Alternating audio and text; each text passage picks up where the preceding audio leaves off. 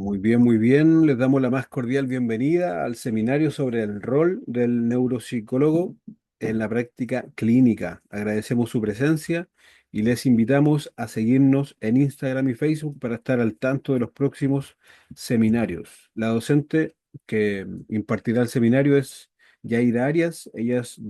Está doctorando en psicología y magíster en neuropsicología, directora de la maestría en neuropsicología de la Universidad San Buenaventura e investigadora junior con experiencia en trastornos neuro, neurológicos y rehabilitación. Es un tremendo honor contar con ella, así que echa la bienvenida, la presentación. Es toda suya la clase, estimada.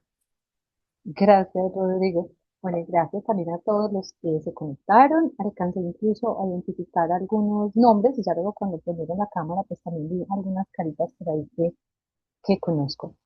La idea entonces de esta charla que les voy a dictar, pues realmente es como un abrebocas un poco a lo que va a ser el curso. Pero también si algunos yo no alcanzo a ver el chat, pero si de pronto alguno tiene una pregunta mientras vamos exponiendo, la puede hacer y pues Rodrigo incluso si te da para leer o meter la cuchara, no hay lío. O sea, la idea es que si alguien tiene una pregunta en el momento que es, pues podamos también saber de ella y responderla, si les parece. Y si no, pues bueno, ya también cuando termine. Lo que quiero contarles hoy es acerca del rol del neuropsicólogo en la práctica clínica. Yo me interesé por la neuropsicología pues hace bastante tiempo, empecé a hacer la maestría de neuropsicología en el 2013 y a partir de allí entonces se dio ese proceso de formación como magíster en neuropsicología y luego ya en el doctorado en psicología hice la línea de énfasis en neuropsicología. Trabajo también en el Hospital Neurológico de Colombia y pues como lo decía ahorita Rodrigo, también en la Universidad San Buenaventura. Sobre el rol del neuropsicólogo en la práctica clínica, he tenido amplia experiencia justamente por el rol que tengo como neuropsicóloga clínica en el Hospital Neurológico de Colombia. Entonces, vamos a arrancar mirando un poco acerca de las temáticas que vamos a abordar en la charla de hoy. Entonces, vamos a conversar acerca de ese rol en la práctica clínica, los fundamentos conceptuales. Realmente hay unos conceptos claves de neuropsicología que necesitamos entender. Vamos a hablar también rápidamente de la evaluación neuropsicológica y vamos a hablar de la rehabilitación neuropsicológica, ¿bien? Que son muchas cosas en una sesión bien cortica, pero es básicamente pues una sesión más de sensibilización, de información y de motivación para lo que va a ser el curso. La primera parte, que vamos a hablar acerca del rol del neuropsicólogo en la práctica clínica, pues vamos a conversar un poco acerca de qué es realmente el concepto de neuropsicología y cómo podemos entender pues, de qué forma se ha ido posicionando la neuropsicología en nuestro entorno. Encontramos entonces que hace mucho tiempo, a inicios incluso de lo que fue en 1900, en 1913, mencionan el nombre de neuropsicología, pero no se difunde, solamente fue mencionado en el libro. Pero luego se tiene un libro de 1949 del doctor Donald Hebb, en donde el concepto empieza a calar en la comunidad académica de la época. A partir de allí se hablaba entonces de neuropsicología y se enlazaba con lo que era la organización de la conducta. Luego en 1963 se logra difundir como tal la palabra de neuropsicología y empieza también a generarse un nicho en relación a lo que es la disciplina de neuropsicología. O sea, se empieza a abrir la posibilidad de entender qué es lo que hace como disciplina la neuropsicología y por ende, pues, qué es lo que hace un neuropsicólogo.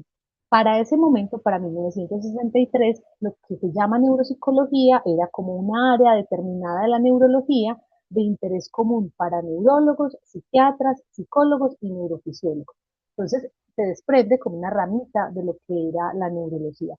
Hoy en día, por ejemplo, para estudiar neuropsicología, alguien puede tener formación en medicina o puede tener formación en psicología, cuando se trata ya de procesos formales y maestría, o ya cuando se tratan pues, de especializaciones y seminarios, pues no se tiene de pronto tanto requisito en relación a eso.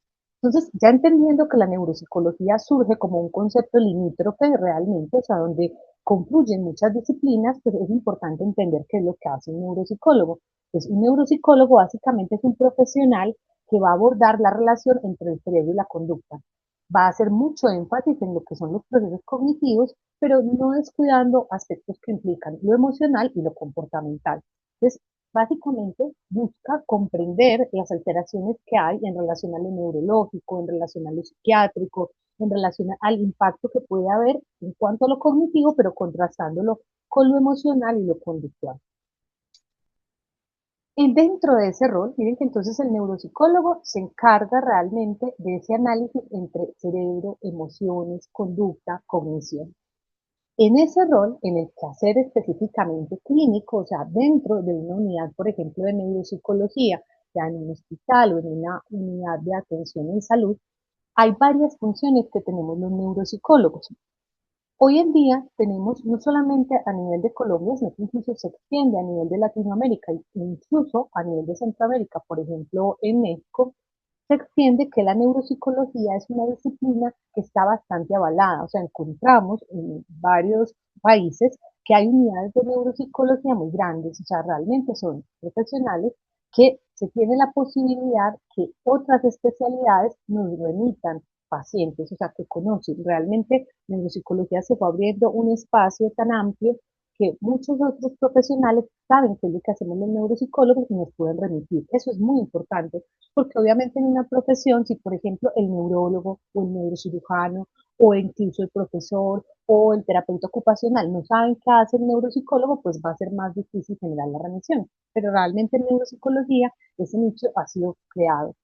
Específicamente, por ejemplo, en Colombia, que yo vivo justamente en Medellín, fue el lugar donde se generó por primera vez un programa de formación para magíster en neuropsicología. Entonces, por eso acá tenemos varias unidades de neuropsicología que son muy grandes, buena parte de ellas están conformadas por nuestros egresados.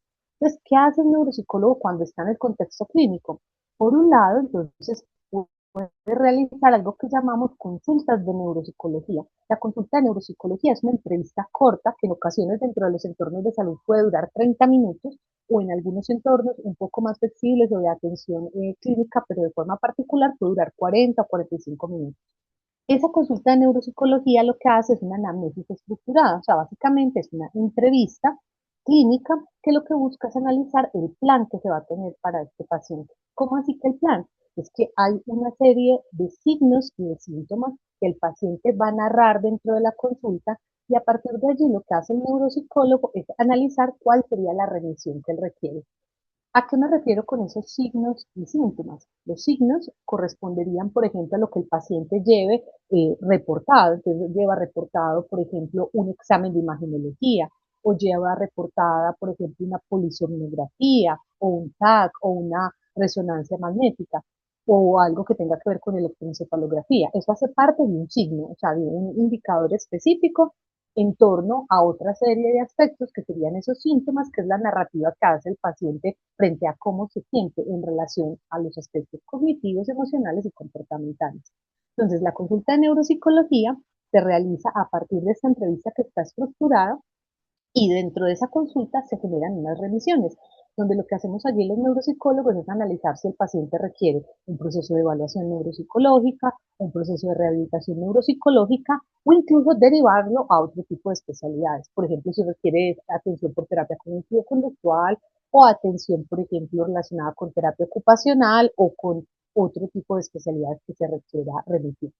Hay ocasiones en donde las consultas de neuropsicología tienen algunos test de cribado, que básicamente los test de cribado son test corticos en donde logramos hacer un rastreo, o sea, que esos síntomas, esa narrativa que nos dice el paciente, logramos especificarla a través de un dato cuantitativo. Entonces, por ejemplo, un test de cribado sería, por decir algún MOCA o un Mini-Mental, que son test que se aplican de una forma muy breve, se logran calificar rápidamente y a partir de allí yo puedo hacer un rastreo general si ese paciente tiene una dificultad a nivel de atención, de memoria, de lenguaje, o sea, si bien es rápido, pues se logra como canalizar un poco más esa sintomatología en relación a lo que son los aspectos más cuantitativos, como poner esa narrativa del síntoma en aspectos cuantitativos. También, además de los test de cribado, se pueden utilizar algunos cuestionarios para hacer ampliación de esos síntomas. Por ejemplo, un cuestionario de quejas de memoria, como el cuestionario de Cano, que es un cuestionario bastante utilizado acerca de las quejas subjetivas de memoria para los pacientes que son adultos o que se sospecha trastorno neurocognitivo leve o trastorno neurocognitivo mayor. Entonces, miren que llevamos un aspecto. Uno son las consultas de neuropsicología, que son estas citas más cortas y más enfocadas en lo que son las entrevistas estructuradas para hacer remisión. Otro de los aspectos dentro de ese rol del neuropsicólogo que realizamos son las evaluaciones neuropsicológicas. Ya las evaluaciones neuropsicológicas son evaluaciones ya más largas, no son espacios cortos, sino que son evaluaciones que pueden durar aproximadamente 3 horas o 4 horas si se hacen en un solo momento, debido al contexto de salud, dependiendo de los países, se hacen en una sesión, a veces son sesiones muy largas que requieren pues como un espacio de break o un descanso, o hay ocasiones donde lo realizamos en varias sesiones. Entonces, por ejemplo, el paciente debe asistir a 5 sesiones, o sea que todo ese proceso que afectaría entre 4 o 5 horas se hace de manera fraccionada. ¿Qué se hace en la evaluación neuropsicológica? Entonces se tiene una entrevista clínica que también está estructurada, que viene a conformar la anamnesis como tal.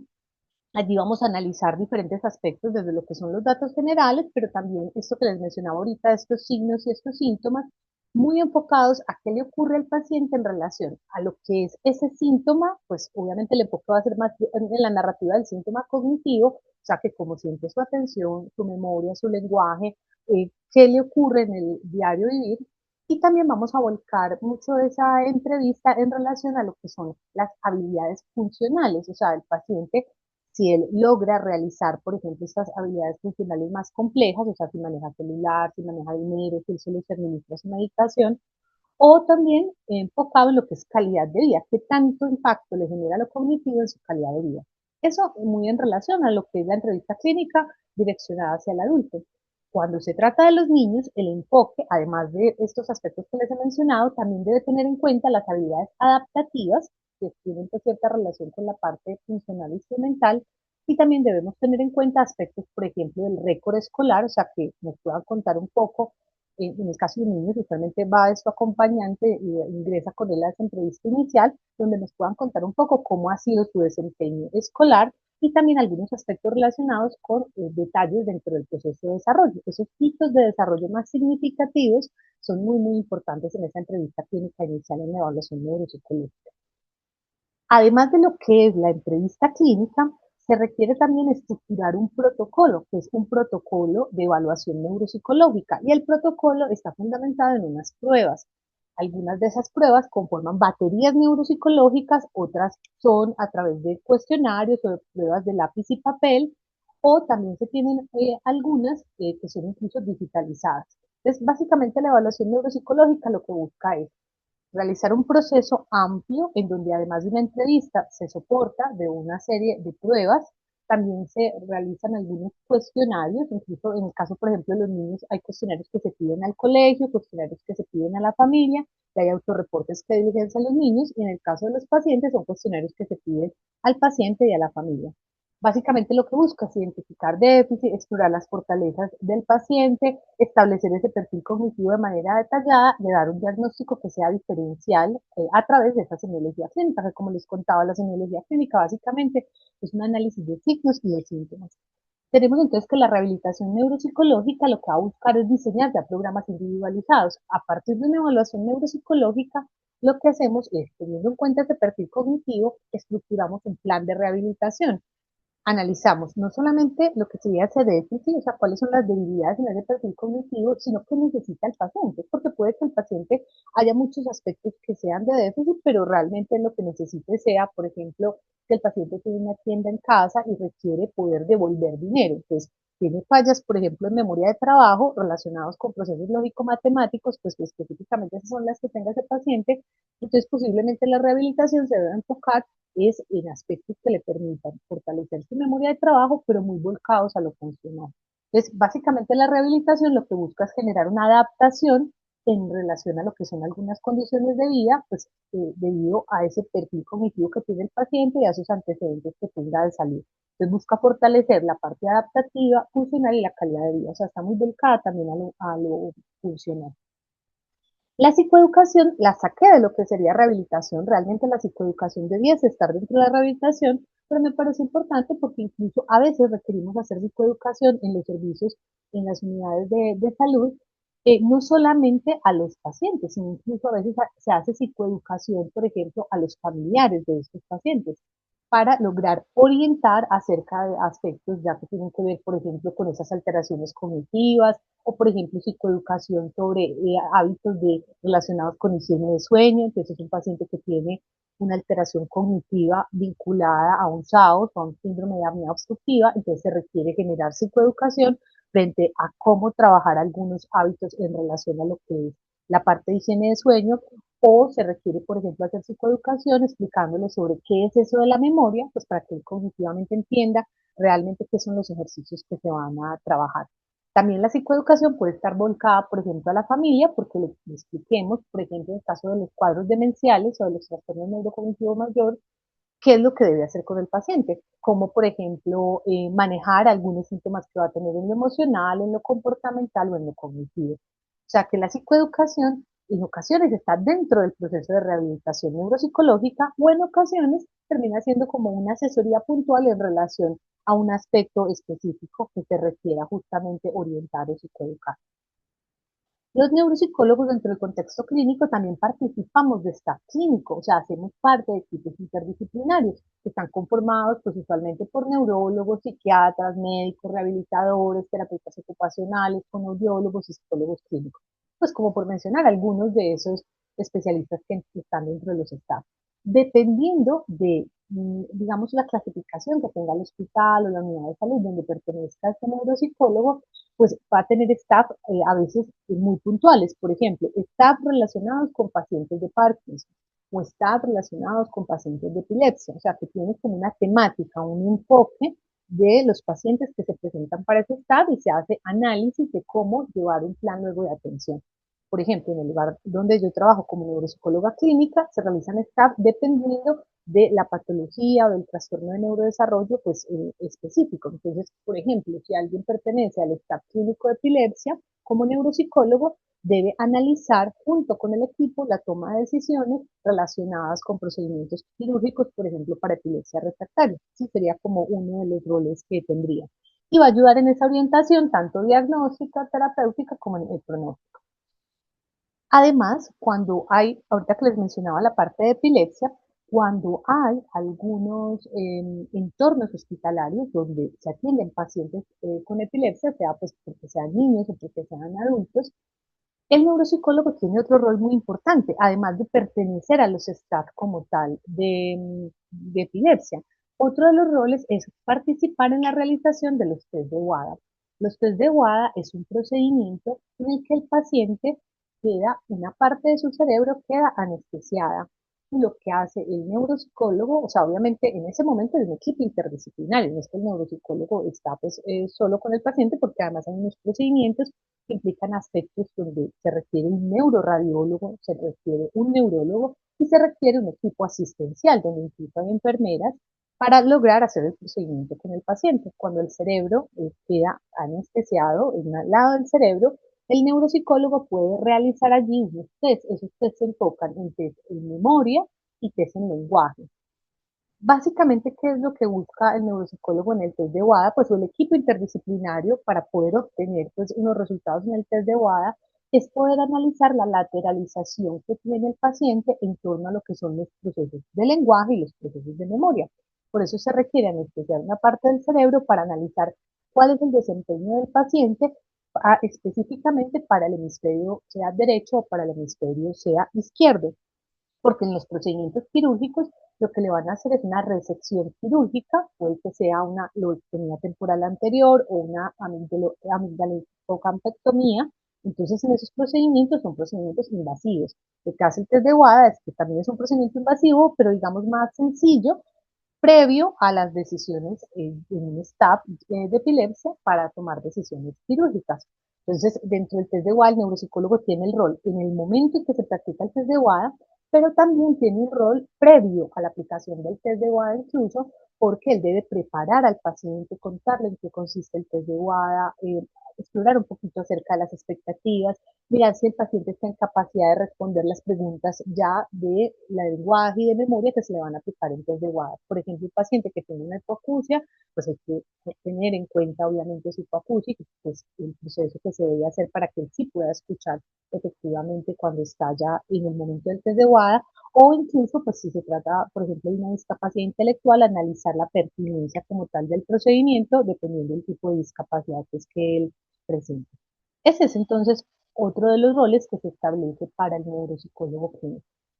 Hay un rol para el neuropsicólogo clínico que me parece supremamente importante señalarles, que es la investigación en salud. A veces pasa que los clínicos dicen, no, pues yo soy clínico, entonces yo no investigo. Realmente es más bien como algo, digamos, un mito, porque el clínico debe obrar, debe ejercer su clínica a partir de evidencia científica. Puede que esa evidencia científica sea evidencia, pues porque se ha formado o porque lee, pero lo ideal sería que el clínico incluso participe en procesos de investigación en salud. Entonces, dentro de esos hospitales, lo que se hace es que se promueve la investigación en salud, se tienen comités de bioética y se realizan procesos en donde el neuropsicólogo clínico puede participar. Realmente, en el contexto de salud, la investigación ayuda, por ejemplo, a que tanto el neuropsicólogo como en todo el contexto en el que está, se tenga una actitud científica y se logre desarrollar también un quehacer clínico fundamentado en lo que es la evidencia. Entonces, acá haciendo un poquito un resumen de lo que hemos visto, de lo que es el rol del neuropsicólogo, entonces encontramos que puede realizar dentro de los contextos clínicos consultas de neuropsicología, que son más cortas. Realiza evaluaciones neuropsicológicas, que son procedimientos mucho más largos y más complejos. Realiza rehabilitación neuropsicológica. Dentro de la rehabilitación usualmente pues pueden haber algunas sesiones de psicoeducación y ya si se requieren más específicas sobre asuntos, por ejemplo, de comportamiento, pues se remite a terapia cognitivo-conductual. Participa de staff clínicos, también puede participar en la aplicación de test de WADA, pues que tiene un rol muy importante ya en la valoración de lenguaje y memoria, y también puede participar en investigación en salud. Hay algunas palabras claves dentro del temario que les conté que ya hemos ido incluso conversando un poquito, pero acá vamos pues como a detallarlas mucho más. Entonces, cuando hablamos de evaluación neuropsicológica, les conté que era un procedimiento un poco más amplio, porque pudiese durar de entre 4 o 5 sesiones, de 4 o 5 sesiones si es fragmentado, o 4 o 5 horas si es en un solo, digamos, en un solo momento que se va a hacer el proceso de evaluación. Lo que busca básicamente la evaluación neuropsicológica es resolver problemas o responder preguntas, o sea, se basa en el método hipotético deductivo, o sea, hay una hipótesis que se desea analizar, sea corroborar o falsear, que ahorita pues lo vamos a evidenciar como otras palabras que están dentro de lo que es la evaluación neuropsicológica. La evaluación busca entonces establecer el diagnóstico diferencial, caracterizar realmente el deterioro que pueda tener el paciente.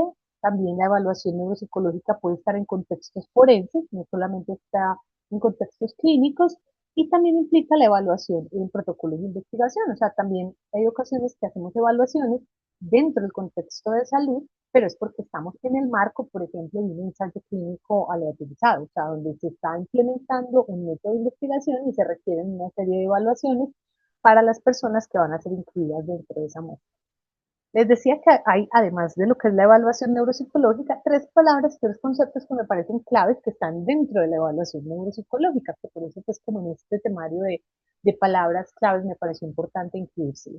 Uno, lo que les hablaba del método hipotético deductivo, porque realmente lo que hace la evaluación neuropsicológica es ir tras un rastro, pero a través de la implementación pues de lo que conocemos como el poder corroborar o falsear hipótesis dentro de lo que sería pues, un proceso hipotético deductivo. Entonces va a haber una hipótesis inicial que usualmente viene con el motivo de consulta del paciente, o sea, él viene por algo y lo han traído por algo, pero también esa hipótesis incluso va por la observación clínica que hacemos del paciente desde que llega en el momento de la consulta.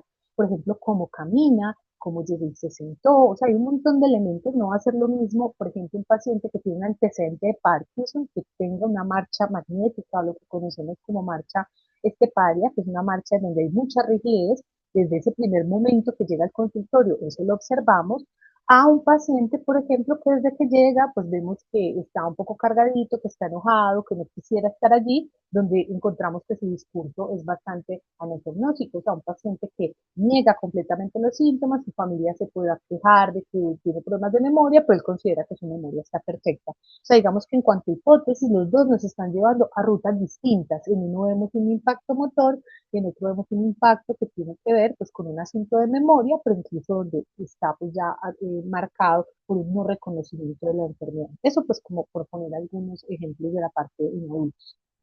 Otro concepto importante dentro de la evaluación neuropsicológica es el concepto de normalidad y de variabilidad individual.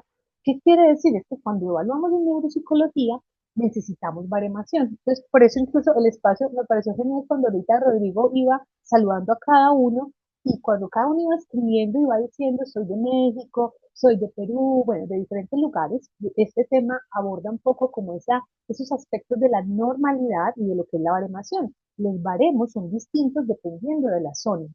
Obviamente compartimos baremación, ¿cierto? No es lo mismo los baremos, digamos, si estoy aplicando una batería como las baterías de Wesler, digamos la batería de inteligencia, por ejemplo, para adultos el WISE, no es lo mismo cuando yo estoy aplicando, le tengo la batería, que es la batería que tiene baremación mexicana, a la que tiene baremación española.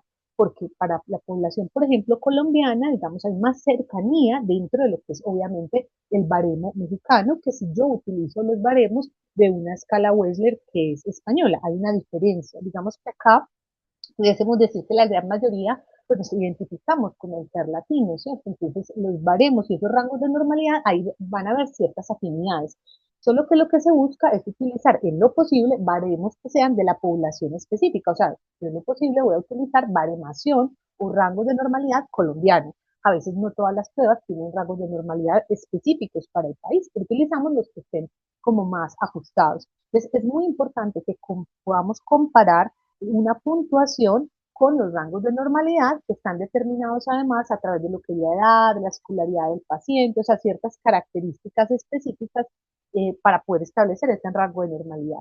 Y la variabilidad individual es que vamos a encontrar también algunos casos que no están dentro de ese rango de normalidad o que debemos, si bien incluimos el baremo, debemos hacer un análisis muchísimo más semiológico porque en algunos de nuestros pacientes, digamos que esa variabilidad debe analizarse más cualitativamente que cuantitativamente.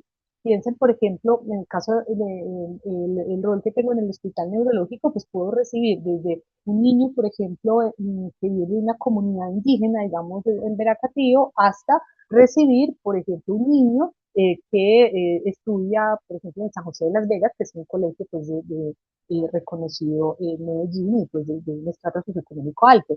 Obviamente, si se trata del niño que está en una comunidad indígena, pues no podré medirlo o hacer todo el análisis solo a partir de los rangos de normalidad, porque obviamente estaría en una desventaja, ¿cierto? Debido a que es una población específica que tiene unos aspectos de lo cultural, en donde yo debo hacer es un análisis semiológico y no limitarme solo al análisis cuantitativo, sino muy enfocado en lo cualitativo.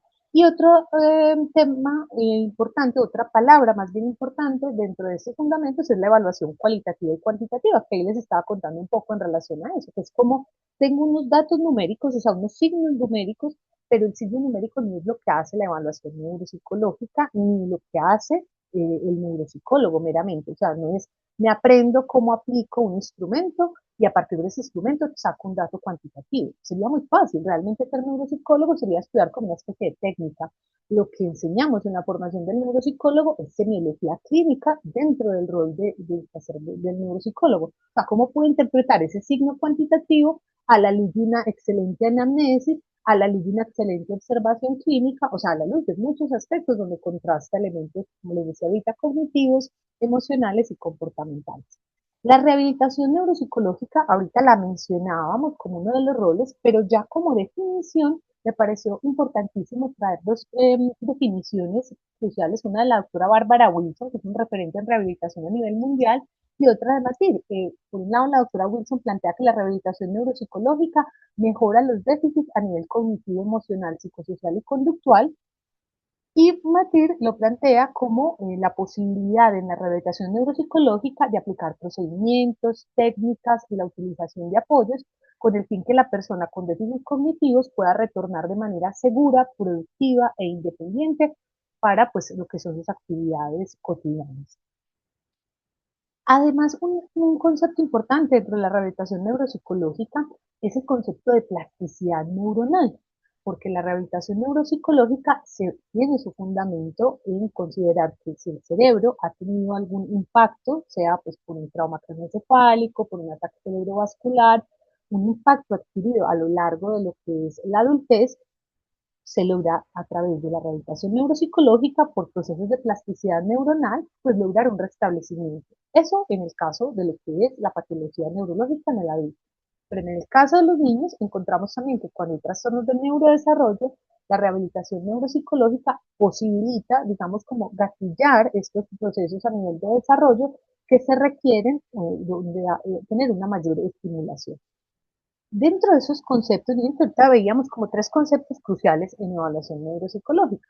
Ahora vamos a mirar tres conceptos cruciales en lo que es la rehabilitación neuropsicológica. Además de la plasticidad neuronal, que es un concepto súper importante, vemos estos tres que se llaman restauración, sustitución y compensación. Obviamente no vamos a profundizar en ellos, pero son supremamente importantes porque nos hablan de que yo puedo rehabilitar haciendo una estimulación directa sobre el dominio que está afectado, o puedo sustituir, o sea, apalancar ese proceso de ese dominio. Por ejemplo, si hay unas fallas en memoria, pero ya la memoria está demasiado alterada, entonces yo puedo desarrollar procesos en relación a funciones ejecutivas, estrategias metacognitivas para apalancar procesos en memoria, o puedo realizar incluso ya una rehabilitación enfocada a la compensación, o sea, hacer cambios en el entorno que le permitan al paciente lograr esos déficits, no mejorar en el sentido de que mejora el proceso, pero sí mejora su calidad de vida porque ha empezado a hacer unas adaptaciones en su entorno. Hay un concepto clave también en rehabilitación neuropsicológica hoy en día que nos abrió la puerta, obviamente la pandemia mucho más, pero ya desde hace muchos años se venía trabajando teleneuropsicología. La teleneuropsicología se realiza tanto en evaluación como en rehabilitación, pero hoy en día se ha difundido mucho más en rehabilitación neuropsicológica y básicamente es la aplicación de técnicas audiovisuales con el objetivo pues de poder tener una atención clínica neuropsicológica pero de manera remota, o sea, a través pues, de una mediación tecnológica. Entonces, miren que ahorita cuando yo les estaba hablando de los temas, teníamos varios temas. Uno que era relacionado con qué hace el neuropsicólogo, o sea, su rol específico, entonces veíamos qué hace. El otro que eran estos conceptos fundamentales, ¿cierto? Y el otro que ya es dividir un poco, por eso les decía que termina siendo pues como una abrebocas del curso que se tiene próximamente. Entonces ya acá nos vamos a centrar un poquito más en qué es lo que es la evaluación neuropsicológica con algunos de los instrumentos. Obviamente pues no entraremos en detalle en la aplicación de los instrumentos, ni en su interpretación, pero pues para que tengan una idea general. Entonces, dentro de esa evaluación neuropsicológica, va a haber un motivo de consulta, se requiere clarificar las expectativas del paciente y también de quien lo envió. Por ejemplo, en nuestro contexto hospitalario encontramos que al paciente lo envía porque el neurólogo o el neurocirujano o otro especialista tiene una duda, o sea, él también está tras una hipótesis, o sea, él sospecha algo o tiene una intención de que este examen le permita esclarecer una ruta con el paciente. Entonces se debe clarificar tanto las expectativas del paciente como de las que quien lo ha remitido. ¿Cómo sabemos de quién lo ha remitido? Pues obviamente por el motivo de consulta, pero también por la historia clínica de quien lo remitió. Entonces, si el paciente tiene una sospecha, por ejemplo, sospecha en autismo, dentro de esa entrevista, dentro de esa historia clínica, perdón, nos han reportado algunos indicadores en relación a autismo y obviamente en la anamnesis nosotros tendremos que explorarlo mucho más. Dentro de esa entrevista inicial que se hace, pues va a haber una historia clínica completa que debemos nosotros solicitarle al paciente, debemos determinar la naturaleza de los síntomas y debemos también pedir unos datos pues, cruciales dentro de lo que es la anamnesis como tal. Se debe, en el protocolo, debemos seleccionar unas pruebas neuropsicológicas. Esas pruebas neuropsicológicas deben ser pertinentes con lo que se requiere evaluar. Debemos tener en cuenta también la escolaridad y el estrato socioeconómico incluso del paciente para poder analizar si contamos con esos baremos para ya luego interpretar las pruebas. Se requiere también entonces tener algunas características especiales del paciente, tenerlas en cuenta que no le permitan algunas pruebas. Por ejemplo, nosotros en ocasiones recibimos pacientes que tienen recién un implante coclear. Y un implante coclear, pues de entrada sabemos que el paciente apenas se está adaptando a ese proceso. Entonces, desde allí requerimos un protocolo casi que estaría muy pensado para un paciente, por ejemplo, que tiene una hipoacusia, pues porque apenas está empezando a desarrollarse a nivel auditivo, pues si tiene un implante coclear reciente. Entonces, eso lo debemos tener en cuenta, esas características especiales. O, por ejemplo, en ocasiones tenemos pacientes que tienen alguna alteración visual contundente, entonces debo enriquecer el protocolo donde no tenga tantos estímulos visuales o que sean estímulos visuales pues ya muy potentes o enriquecerlo más con otro tipo de pruebas, sean manipulativas o sean auditivas, pues para que el paciente pueda desempeñarse mucho mejor, o sea, darle la oportunidad que tiene una característica específica, pues no sea por esa característica la que está afectando su proceso de evaluación. Y buscar pruebas que tengan estandarización y validación, por lo que les mencionaba ahorita de todo este concepto de lo que es la normalidad, la baremación, que lo debemos tener en cuenta. Algo muy importante dentro de los procesos de evaluación neuropsicológica es que el neuropsicólogo debe saber qué es lo que evalúa la prueba, ¿sí? Acá les puse un ejemplo de lo que sería, por ejemplo, la escala Wechsler de memoria, la escala 4 de Wechsler de memoria, donde yo debo saber qué es lo que está evaluando, por ejemplo, en este caso, esta batería. Entonces, evalúa, por ejemplo, memoria auditiva, evalúa memoria a largo plazo, evalúa memoria inmediata, evalúa memoria visual, evalúa memoria de trabajo visual. Hay ocasiones donde incluso nosotros no aplicamos la batería completa, porque, como les decía, debemos hacer un protocolo, pero el protocolo para la evaluación debe considerar todos los procesos cognitivos. O sea, yo no puedo entregar una evaluación neuropsicológica donde solo evalúe la memoria, no, yo debo evaluar plenamente todos los procesos cognitivos.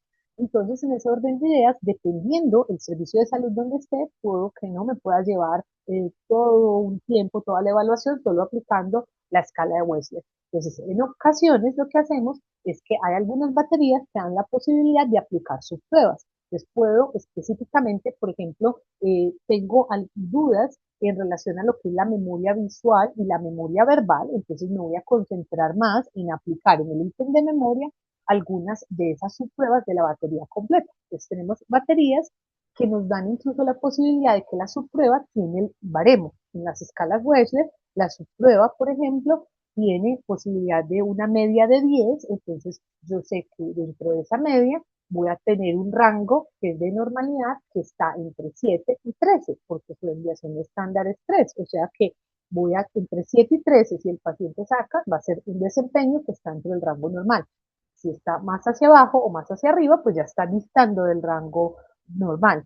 Entonces puedo aplicar solo la subprueba o ya la batería completa que me va a arrojar esos unos índices, en donde esos índices ya la media va a ser 100 y la desviación estándar 15, o sea que va a fluctuar entre 85 y 115 ese rango de normalidad. O sea, básicamente les menciono eso no porque estemos haciendo en este momento un entrenamiento de cómo aplicar la escala Wechsler de memoria, porque pues, eso llevaría pues, varias sesiones, sino como para entender un poquito que realmente lo que requiere el evaluador en una evaluación neuropsicológica es poder estructurar un protocolo que sea acorde a las necesidades del paciente, obviamente, pero también acorde a su contexto, a lo que, cómo lo puedo evaluar. Entonces yo lo puedo evaluar en 4 horas en una sola sesión. Bueno, debo contar también con la fatiga del paciente, entonces debo estructurar un protocolo que me permita evaluarlo, pero también que el paciente pues no esté tan fatigado y que tenga como toda la valoración de los dominios cognitivos completos. Acá hay también, pues, incluí como algunos de esos instrumentos. Miren que incluso, por ejemplo, a este ladito les dejé por acá la escala Wechsler de memoria, pero la 3 que también todavía la utilizamos mucho en los contextos clínicos. También el mini mental, que es muy utilizado porque es un test de cribado. El WISE, que es ya la parte de inteligencia, que también es de Wechsler, pero es para valorar la inteligencia, es una batería completa. El test de ejecución continua, que es básicamente una cancelación de una letra, en donde se hace de manera visual y auditiva. Está el TMT en forma A, también está el TMT en forma B, que se está pasando súper rápido. Y a partir de allí se realiza, pues se mira la parte tanto de atención como en el TMTB se mira más la parte de funcionamiento ejecutivo. Y está el test de percepción visual no motriz que valora sobre todo la parte de nocias o de habilidades visoperceptuales. Acá hay también otros instrumentos que era pues básicamente como por hacer este abrebocas que les menciono frente a algunos instrumentos. Está por ejemplo el de praxias ideacionales y biomotoras que hace parte de la batería completa del doctor Peña Casanova.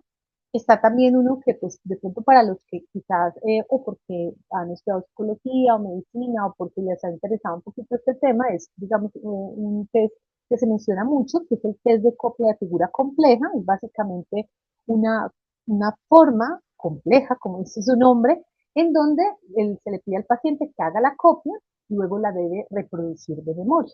Y ahí se evalúa tanto funciones ejecutivas, se evalúa praxias, habilidades visoperceptuales. Está el token test, que se enfoca en evaluar lo que es lenguaje comprensivo, sobre todo, porque es a través de unas instrucciones que se le dan. Y tenemos, por ejemplo, también los incluye el test de vocabulario de Boston, pues porque evalúa la parte ya del lenguaje expresivo en muchos niveles de lenguaje, o sea, ya la batería completa el test completo de Boston es muy amplio. Y les dejé el ejemplito, pues como de la silla, porque hace parte del test de vocabulario de Boston, donde el paciente observa el dibujo y debe decir entonces, ah, esto es una silla, pues se dice la palabra silla, o en este caso, cama. La curva de memoria verbal de Ardila, que mide memoria verbal, la prueba de fluidez fonológica y semántica, que mide la parte del lenguaje, pero ya específicamente pues, del lenguaje expresivo. Acá hay otras pruebas también que utilizamos muchísimo. Está el test de clasificación de tarjetas de Wisconsin, que valora la parte de flexibilidad cognitiva, que está dentro de las funciones ejecutivas. Está también la Torre de Londres, que evalúa la parte de velocidad de procesamiento y también de planeación. Está la Banco, que es una batería pues, grandísima, ya para valorar diferentes circuitos en relación a los procesos de lóbulos frontales. Están los cubos de Corsi, que evalúa memoria de trabajo enfocada en memoria de trabajo visoespacial. Está el test de la mirada, que está pues, más relacionado con cognición social. Y está el test de 5 dígitos, que valora pues, tanto lo que es velocidad de procesamiento como algunos aspectos de inhibición. Dentro de las evaluaciones tenemos también pruebas que implican la mediación tecnológica. Algunas de esas pruebas es porque pues, utilizamos una tablet y allí está el instrumento, o porque directamente es un software. Por ejemplo, en el caso del Wisconsin, que es el que ven ustedes al lado hacia abajo, al lado izquierdo, el Wisconsin pues, en ocasiones no se aplica de manera manual, sino que se aplica de manera digitalizada. Entonces, esta es pues como una de las pruebas que a nivel de mediación tecnológica pues más se utiliza. O tenemos, por ejemplo, como este que hay en la parte superior, que es la prueba de vocabulario de PEA Body. Básicamente esta prueba, el paciente debe, a través de unas palabras que le vamos diciendo, nos debe ir señalando cuál es la palabra que él considera que, a la que hacemos referencia, y puede estar también digitalizada. Hay evaluaciones neuropsicológicas que hoy en día están empezando también a coger, digamos, como mucho auge por todo este tema de la mediación tecnológica. Por ejemplo, entre ellas, algunas que están relacionadas con la parte de inmersión, o sea, evaluaciones neuropsicológicas en contextos inmersivos, por ejemplo, de realidad virtual. En este momento, digamos, la evidencia en relación a ello, pues lo que sugiere es que uno pueda complementar, o sea, de una evaluación neuropsicológica estructurada tradicional, yo puedo complementarla con algo de realidad virtual. No de manera completa, por la complejidad de lo que les explico ahorita, porque evaluar en neuropsicología implica emociones, conducta, cognición. Entonces son aspectos donde no solamente la herramienta inmersiva me los va a posibilitar, requiere semiología clínica. Entonces realmente esa herramienta va a estar dentro de un contexto de evaluación, pero no pudiese pretender pensarse que la herramienta por sí solita va a generar la evaluación. Lo mismo pasa, por ejemplo, cuando tenemos, como en el caso de Cognitive, que tenemos entonces una herramienta que hacen pretest y post-test de manera digitalizada, con tarea cognitiva computarizada. Allí también hay una evaluación, pero es una evaluación que complementaría ya un proceso pues ya mucho más amplio. También tenemos dentro de las evaluaciones, por ejemplo, la aplicación de cuestionarios como el VAS o el SENA, que nos ayudan a determinar estos aspectos emocionales y de comportamiento específicamente para complementar los procesos de evaluación neuropsicológica. Entonces, así como ampliamos algunas cositas en evaluación neuropsicológica, perdón, la idea es también ampliar algunas cosas sobre rehabilitación neuropsicológica. Entonces, ahorita les traía a colación dos definiciones, una de la doctora Bárbara Wilson, otra de Matir, que nos hablaban sintéticamente de lo que era rehabilitación neuropsicológica. Pero esta está un poco más ampliada, está en relación a las otras dos, pero esta es un poco más específica. Entonces nos menciona básicamente que es un proceso por el cual personas que han sufrido lesiones cerebrales o que están en una situación de discapacidad a causa de una lesión cerebral trabajan en conjunto con profesionales, personal de salud, familiares y otros miembros de la comunidad para lograr un óptimo nivel de bienestar físico, psicológico, social y vocacional.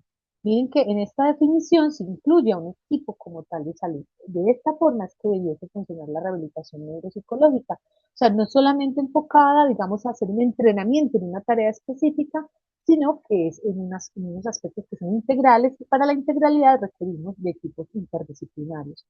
Obviamente, dependiendo de los contextos de salud donde nos encontremos, eso va a ser posible o no. A veces tenemos, por ejemplo, dentro de un hospital, que se genera la posibilidad de hacer trabajo interdisciplinario. Entonces, digamos, un paciente que tiene un diagnóstico, por ejemplo, de una esclerosis múltiple, tiene la posibilidad de que lo esté atendiendo el terapeuta ocupacional, el psicólogo, que lo atienda también el neuropsicólogo, que lo atienda el neurólogo. O sea, ese equipo interdisciplinar está en favor de su rehabilitación neuropsicológica. A veces puede darse de esa forma. Otras veces está un poquito más fragmentado, o sea, él va, asiste a diferentes lugares, entonces en un lugar voy a donde el psicólogo, en otro donde el neuropsicólogo, pero lo que se debe procurar es pues, poder tener cierta sinergia como en los procesos de rehabilitación que se está realizando con estos pacientes. Dentro de la rehabilitación neuropsicológica hay que tener en cuenta varias variables que intervienen. Entonces, por ejemplo, debemos tener en cuenta variables que son generales, como cuál es la edad que tiene el paciente que yo estoy rehabilitando. Incluso asuntos que tienen que ver con el tema del sexo, porque hay unas diferencias a veces incluso en relación a lo que se esperaría en un desempeño, por ejemplo, de un paciente que tenga antecedentes de un cuadro de una fascia por un accidente cerebrovascular, va a ser diferente quizás su proceso de rehabilitación si es hombre o es mujer, en relación a algunas características que implican ya lo neurobiológico como tal, no tanto cómo se asume, sino más en relación a lo neurobiológico. También debemos tener en cuenta asuntos, por ejemplo, la gravedad de la lesión, la temporalidad de la lesión también va a ser muy importante, la forma en que se instaura esa lesión, si se ha instaurado de manera súbita, que va a ser distinto si hay unos síntomas que fueron súbitos, o si esos síntomas son de manera cronológica, espaciada. Va a ser muy importante también analizar el nivel premordio, no es lo mismo un paciente que, por ejemplo, previo tenía ya algunos antecedentes, por ejemplo, era un paciente que había analfabetismo, donde tuvo muchas dificultades en el proceso de aprendizaje y resulta que tiene un trauma craneoencefálico, a otro paciente que, por ejemplo, tenía un alto nivel de escolaridad y tiene un trauma craneoencefálico. Eso va a ser una variable importante a la hora de pensar en un plan de rehabilitación para ese paciente. Como les mencionaba ahorita, también incluso la etiología, la causa, o sea, todo lo que estoy rehabilitando parte de qué, cuál es la causa. Si se trata de un trastorno de neurodesarrollo, pues debería analizar esa causa. Obviamente ese análisis de la etiología va muy de la mano, por ejemplo, en el caso de niños, pues de la parte neuropediátrica, ¿cierto? No va a ser igual si la etiología sé que tiene que ver con un síndrome genético, por ejemplo, sé que su discapacidad está relacionada con un síndrome de Down, si yo sé que su discapacidad, su etiología no es que sea un síndrome genético, pero que es, por ejemplo, la etiología tiene que ver con algo a nivel familiar, en donde sé que esa red de apoyo va a ser pues, con ciertas características, ¿cierto? En donde posiblemente el niño tiene una discapacidad intelectual, pero al parecer mamá también tiene una discapacidad intelectual, hermano también la tiene, entonces se va a generar también unos procesos de plan de rehabilitación distintos. También acerca del nivel de conciencia, no solo del déficit, sino también en relación a lo que son niveles de conciencia en cuanto a cuando atendemos rehabilitación neuropsicológica en contextos hospitalarios. A veces podemos iniciar la rehabilitación neuropsicológica cuando el paciente está en una fase pues todavía muy aguda de su proceso, o sea, donde no ha ido a casa, donde no ha sido dado de alta, sino dentro de la hospitalización. Entonces también eso va a ser muy importante tener en cuenta, por ejemplo, las características, a eso se refiere esas características del coma o de esos niveles de conciencia del paciente posterior a la lesión, por ejemplo, traumática. En la rehabilitación hay unos principios también que son básicos, que son importantes. Entonces, por un lado, pues en lo posible, iniciar lo más precoz que se pueda la rehabilitación, así sea tanto en niños como en adultos. Por ejemplo, en el caso de niños con sospecha de trastorno del espectro autista, mientras más temprano se inicien los procesos de atención, pues va a ser mucho mejor. Lo mismo nos va a ocurrir en un adulto, por ejemplo, que ha sobrevivido a una lesión traumática, por ejemplo, por un impacto de bala, ¿cierto? Va a ser mucho mejor si inicia precocemente esa rehabilitación. Dotar a la rehabilitación cognitiva de un carácter dinámico, o sea, que realmente el paciente pues sienta cierto dinamismo y una variedad también en las actividades que están realizando. Simplificar el entorno del paciente, o sea, posibilitar que eso que él está viendo en la consulta, él pueda también implementarlo o aplicarlo en sus entornos cotidianos. Se procura también generar interdisciplinariedad. A veces si no se tiene dentro del contexto de la atención clínica, pues a todo el equipo interdisciplinario para trabajar con el paciente, pues se puede realizar a través de interconsultas con otros profesionales o a través incluso de una notita que he dejado en su historia clínica, pues para que lo pueda ver, por ejemplo, el terapeuta ocupacional y pues que sepa que hay ciertas cosas del enfoque que es importante que tenga en cuenta para ir generando ciertos niveles de interdisciplinaridad. Se debe adaptar el programa a la idiosincrasia del paciente y utilización de técnicas de modificación de la conducta. A lo que se refiere un poco la idiosincrasia del paciente es que entre los principios de rehabilitación es muy importante que utilicemos principios de ecología. ¿Qué quiere decir eso? Es que pues, si yo estoy ante un adolescente, pues yo necesito enganchar al adolescente en el proceso de rehabilitación. Si yo lo pongo a realizar, por ejemplo, a que pinte un muñequito, que es un Mickey Mouse, pues incluso estoy de alguna forma pues hasta ridiculizando al paciente, ¿cierto? O sea, que sus intereses van a ser importantes. No es lo mismo si yo voy a rehabilitar, por ejemplo, debo rehabilitar planeación y secuenciación lógica y asuntos que tienen que ver con manejo y distribución del tiempo en un jovencito que tiene un TDAH, hacerlo con actividades que para él sean retadoras, entretenidas, que hagan parte pues como de cosas que él realmente haría como adolescente. Es importante diferenciar en la rehabilitación neuropsicológica porque a veces se confunde lo que es la rehabilitación cognitiva de la rehabilitación neuropsicológica. O sea, la rehabilitación neuropsicológica, como pudieron ver, el hecho que se implique incluso profesionales ya, a veces equipos interdisciplinarios, implica realmente un objetivo, unas metas terapéuticas más amplias. O sea, que implica lo cognitivo, lo emocional, lo comportamental y lo psicosocial. La rehabilitación cognitiva se enfoca específicamente, pues como el nombre lo dice, en lo cognitivo, o sea, aliviar esos aspectos de alteraciones cognitivas que se tengan. Lo que se espera es que se pudiese tener en todos los casos una rehabilitación neuropsicológica, o sea, amplia, donde se analicen pues no solamente la posibilidad de rehabilitar lo cognitivo, sino pues ya otros aspectos como lo emocional y lo comportamental. O en su defecto, como les mencionaba ahorita, uno pueda incluso tener la posibilidad de que si hay aspectos del comportamiento o de lo emocional que no puedo rehabilitar dentro de la consulta de neuropsicología, pues pueda generar la remisión a otro tipo de terapia. Debemos estar evaluando los planes de rehabilitación. Entonces, para la evaluación debemos tener una línea basal, no, incluso no en los contextos solo de investigación, sino dentro de la clínica, saber realmente el paciente cómo ha llegado y realizando un seguimiento de esos programas con ciertas o evaluaciones o cuestionarios, observar los progresos que va teniendo el paciente, si no son significativos, analizar si es necesario redireccionar el programa, o sea, transformarlo de alguna manera, o incluso a veces generar un alta al paciente para hacer una remisión a otro especialista. Hay pacientes que si no se está beneficiando, por ejemplo, si tiene unos síntomas neuropsiquiátricos muy activos, piensen por ejemplo en alguien que tenga un cuadro de ansiedad muy activo, que le esté aplicando alteraciones contundentes en el sueño, pues es probable que la rehabilitación no esté funcionando porque requiera primero tener un abordaje desde otro tipo de terapia. Debo analizar entonces si es eficaz, si mejora a nivel funcional y si no, pues hacer ese reajuste como tal en los objetivos de rehabilitación neuropsicológica. Debemos tener en cuenta la respuesta emocional, las expectativas de la familia, hacer unos programas que sean individualizados, enfocados en los casos y mirar obviamente las necesidades que tenga el paciente. A medida que va avanzando la tecnología, las posibilidades de innovación y de mediación, encontramos ya contextos incluso de salud donde ya se va trascendiendo un poco, o sea, de pronto, pues, y dependiendo también como los países y las posibilidades que haya los servicios de salud para este tipo de asuntos, se podrá dar o de pronto pues sea algo que apenas está en desarrollo, es que se han venido generando algo que se conoce como los Living Labs.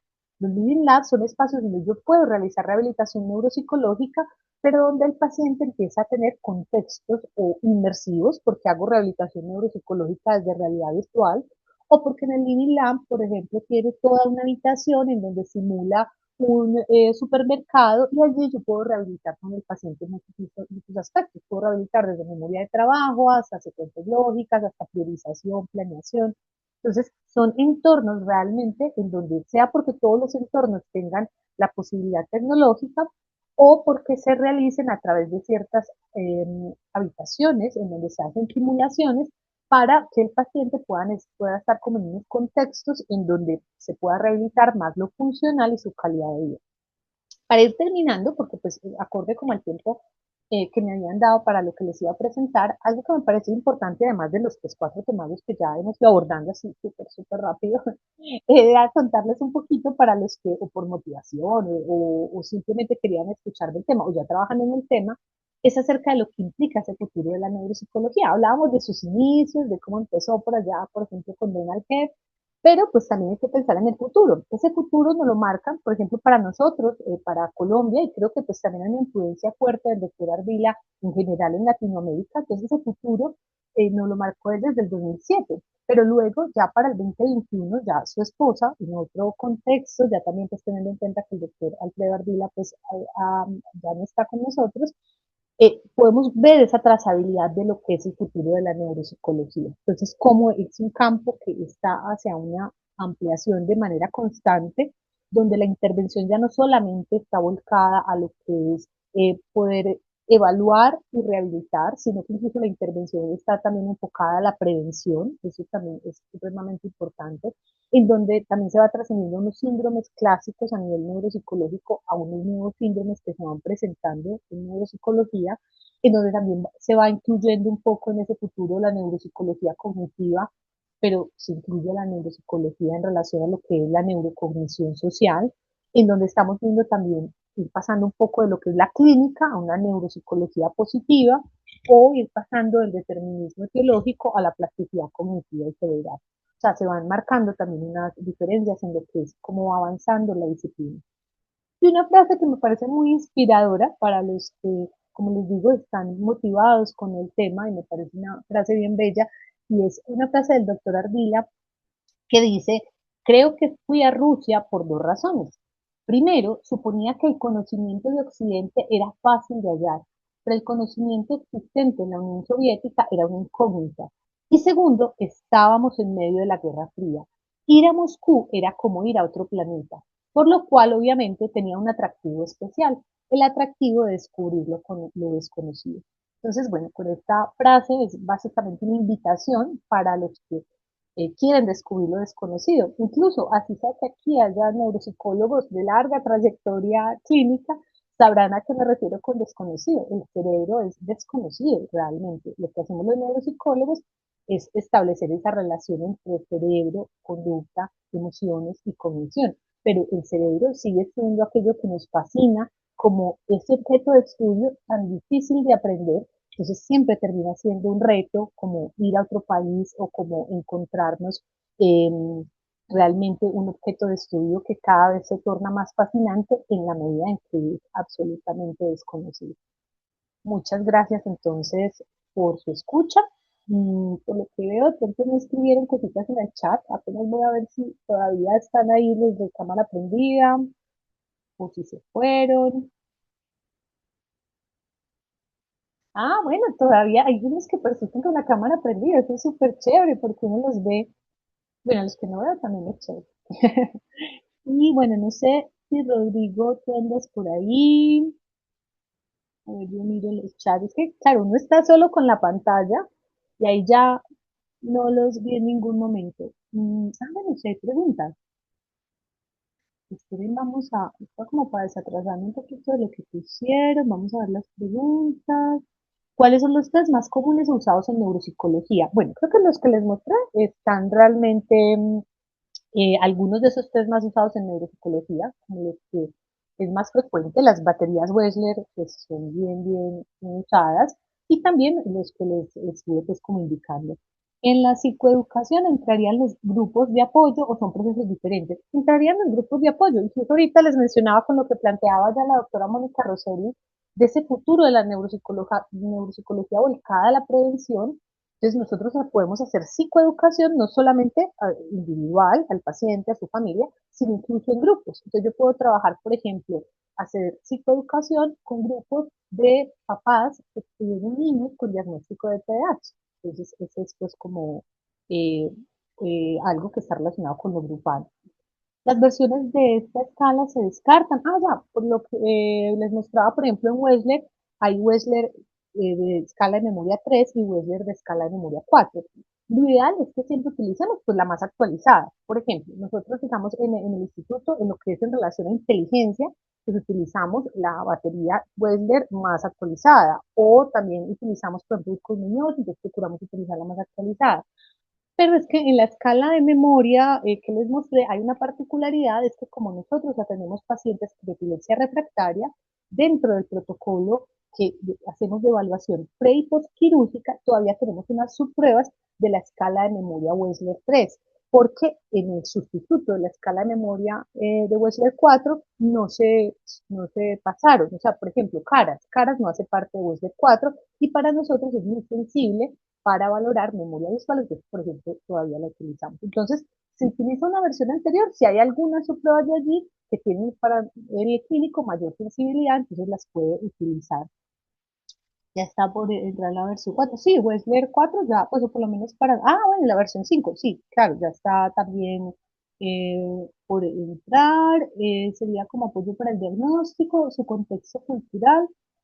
Claro, miren que incluso, como les explicaba ahorita, por ejemplo, en un caso de un niño de una comunidad indígena, o por ejemplo tenemos acá en Colombia, que me imagino que también en sus países ocurre, a veces nos consultan personas que han tenido privación escolar y cultural. Por ejemplo, aquel que vive en una vereda muy alejada y donde tiene que, va, digamos, a su escuela, se debe desplazar, pero no va todos los días, sino que va día de por medio, esa persona va a tener un contexto sociocultural distinto que se debe tener en cuenta dentro de los aspectos también de la evaluación. Bueno, hay varias cositas como de decir pues, que les había gustado, cuáles podrían ser las mayores fortalezas de una neuropsicóloga con maestría en profundización y otra en investigación. Bueno, eso es en relación a los procesos como de formación del neuropsicólogo. Realmente el neuropsicólogo en general debe tener elementos tanto de lo clínico como de lo investigativo, ¿cierto? Es básicamente como cómo ve ese perfil ocupacional de esa persona, qué es lo que desea. Digamos, si esa persona incluso quiere hacer un doctorado o esa persona le gusta la docencia, pues pudiese formarse más en una maestría de neuropsicología en investigación. O si le interesa más es el quehacer del clínico, que también el clínico puede investigar, pero digamos que investiga más en función de la clínica, entonces más bien sería por el lado de profundización. Y otra preguntita es, en neuropsicología también podríamos hablar de habilitación de funciones neuropsicológicas. A ver, ahí no entendí lo de habilitación, menos que es rehabilitación de funciones neuropsicológicas. Normalmente lo llamamos más como rehabilitación o de procesos cognitivos, incluso de funciones cognitivas, que la diferencia entre procesos y funciones pues es un tema ahí también de paradigma interesante, pero normalmente no lo decimos como de funciones neuropsicológicas, porque miren que la neuropsicología implica algo más amplio. Hay funciones cognitivas, que es atención, memoria, lenguaje, pero lo neuropsicológico implica lo cognitivo, lo emocional, lo conductual. Entonces creo que funciones neuropsicológicas versus funciones cognitivas, pues no sería realmente tan adecuado. Son funciones o procesos pues, cognitivos. Un saludo. ¿Dónde conseguir las pruebas originales? Bueno, realmente pues todas las editoriales pues en relación a las pruebas eh, pueden acceder a ellas y pues ahora con internet es pues muchísimo más fácil pues decir algo que editores y tiene pues como toda la parte ya de las pruebas originales. Nuevamente interesante conocer más acerca de la neuropsicología. Mira, ¿dónde termina el rol del neuropsicólogo y comienza el neurólogo o el psiquiatra?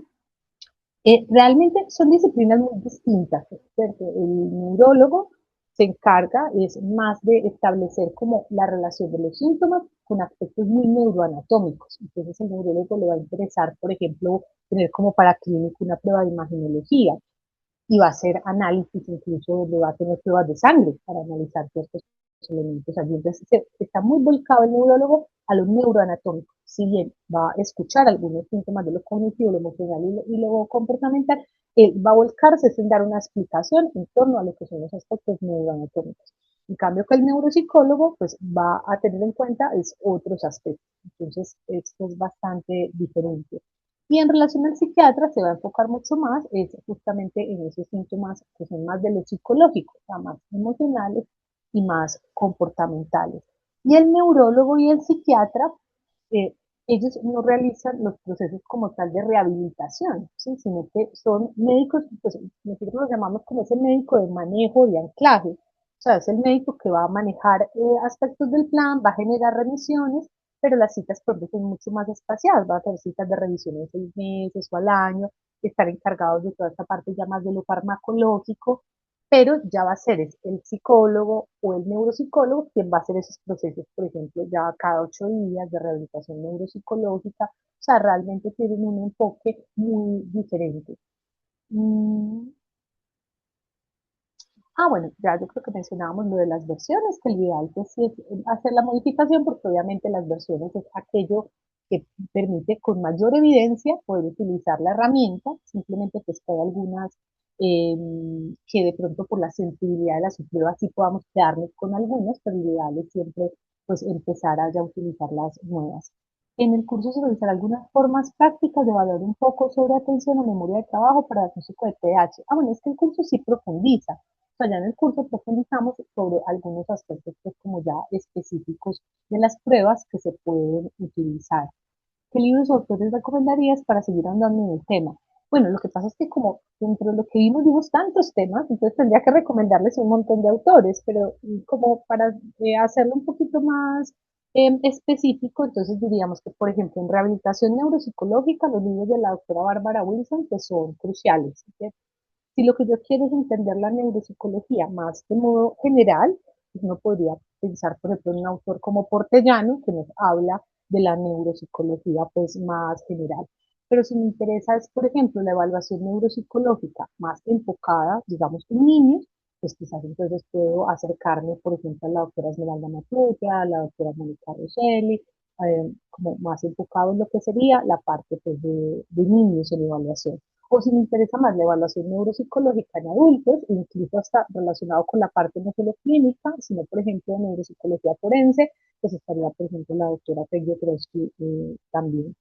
O más en relación a adultos, pero a trastorno neurocognitivo mayor, pues pudiese ser por ejemplo el doctor Peña Casanova. ¿Cierto? Entonces, habrían como muchos autores dependiendo como el tema que, que más me interese. Si es médico y neuropsicólogo, puede medicar en relación a trastornos de neuropsicología. Bueno, y como también acá entre los asistentes hay de diferentes países, todo depende de la normativa que tenga el país, ¿sí? Entonces es muy importante tener en cuenta la normativa que rige a ese profesional en el país.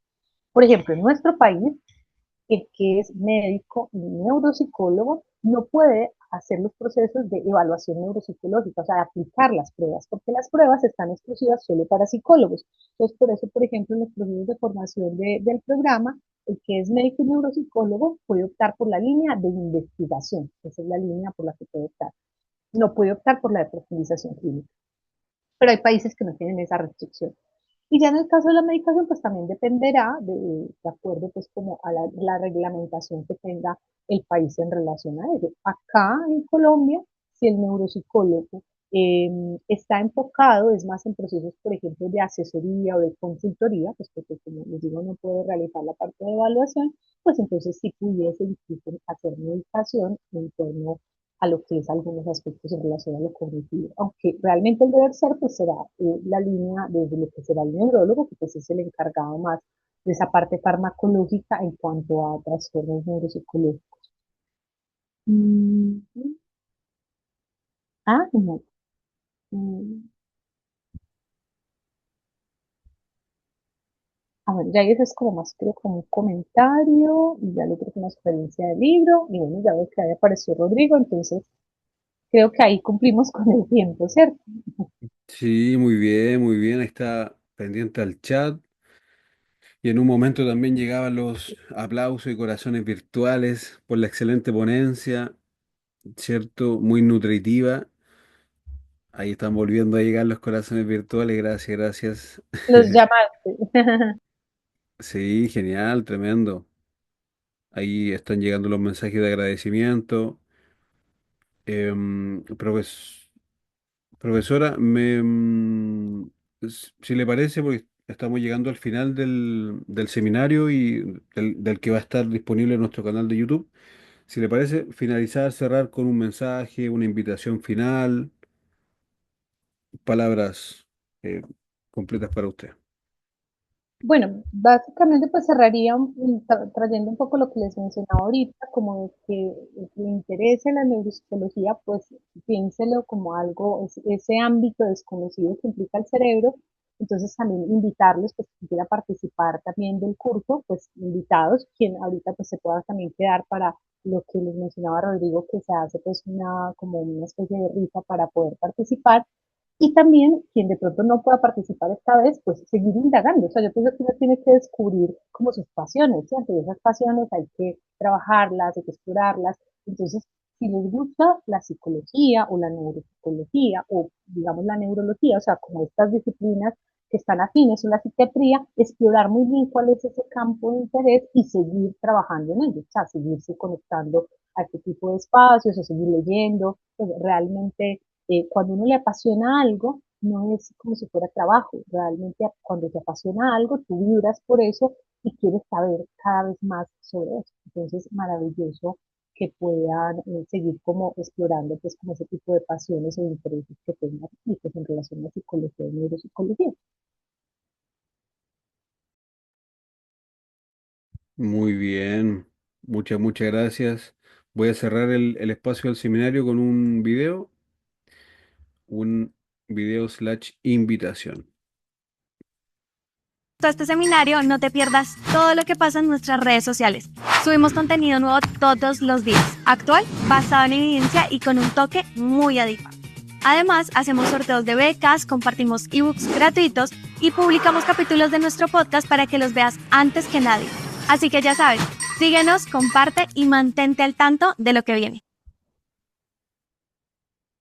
Muchas gracias y no se vaya nadie porque ahora viene el momento del sorteo.